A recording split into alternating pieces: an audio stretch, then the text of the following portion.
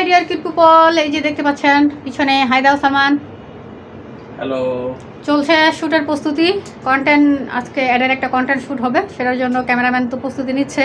ঠিক আছে, আমি অলমোস্ট রেডি হয়ে চলে আসছি। চলেন কীভাবে শ্যুট করি সেটা দেখাবো আজকে।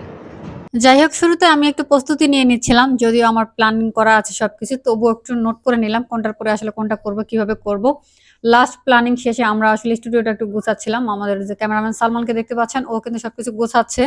এই ঝিকিমিকি বাতি এগুলো আসলে ঝিকিমিকি দিব না, যে কোনো একটা কালার দিব স্টুডিওতে একটা ভাই বানার জন্য। আসলে এটা অনেক স্টুডিওতে আপনারা দেখবেন।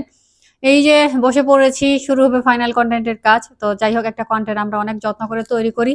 আমি বিশেষ করে একজন উদ্যোক্তার স্বপ্নটাকে আসলে ফিল করতে পারি। একজন উদ্যোক্তা তখন একটা বিজনেসে ভালো করবে যখন তার একটা অ্যাডের কন্টেন্ট ভালো হবে। বিশেষ করে যারা পেইড মার্কেটিং করেন বা পেইড মার্কেটিং চালান, তাদের জন্য একটা কন্টেন্ট ভেরি ভেরি ইম্পর্টেন্ট। কারণ কন্টেন্টে গন্ডগোল হলে সব শেষ, এই একটা অবস্থা। সেই আরেকটা ব্যাপার কাজ করে, সেটা হচ্ছে মার্কেটিং এর বাজেট এবং সেই সাথে টার্গেট। এই দুটো ঠিকঠাক রাখলে হয়তো একজন উদ্যোক্তা ভালো কিছু করতে পারবে, সেল করতে পারবে। তো যাই হোক, আমাদের প্রস্তুতিতে দেখতেই পাচ্ছেন এভাবেই আসলে আমরা একটা কন্টেন্ট শুট করি। একটা কন্টেন্ট যখন আপনারা 20 সেকেন্ড, 30 সেকেন্ড বা 1 মিনিটের দেখেন, এর পিছনে আসলে অনেক কষ্ট আছে, অনেক পরিশ্রম আছে, যেগুলো দেখা যায় না বা এগুলো ওইভাবে শেয়ার করা হয় না। তো যাই হোক, ফাইনাল কাজ শেষে আমরা আসলে কন্টেন্টটা শুট করি এবং এই কন্টেন্টটা করতে গিয়ে আমাদের অনেক প্যারা খাইতে হইছে। কারণ এগুলা অনেকগুলা জিনিসপত্র সামনে দেখতে পাচ্ছেন, এগুলো সব গুছানো, তারপর সব মিলায় মানে কন্টেন্টটা শেষ করতে আমাদের অনেক সময় লেগে গেছে। তবে ফাইনালি কন্টেন্টটা আমরা খুব সুন্দরভাবে করতে পেরেছি।